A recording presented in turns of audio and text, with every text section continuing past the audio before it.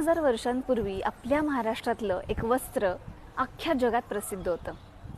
Greek आणि Roman लोकांना ते एवढं आवडायचं की त्यांनी या वस्त्रासाठी सोन्याची देवाणघेवाण करायला चालू केली. आता हे वस्त्र कोणतं? तर ती आहे आपल्या साड्यांची महाराणी म्हणजेच Paithani. Welcome to Kathpadar series. आजचा हा व्हिडिओ आपल्याला स्पॉन्सर्ड बाय राजा सातवाहन आहे असंच म्हणावं लागेल, कारण 2000 वर्षांपूर्वी त्यांचाच या कलेला खूप सपोर्ट होता. पैठण ही सातवाहन राजाची राजधानी होती. पैठण या नावावरूनच पैठणी अस्तित्वात आली. गोदावरी काठी पैठण हे गाव वसलेलं आहे.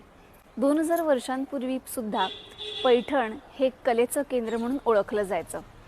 जरतारी कापड आणि विणकाम यात अग्रेसर असलेलं हे गाव सातवाहन राजाच्या सपोर्टमुळे अधिकाधिक विकसित होत गेलं.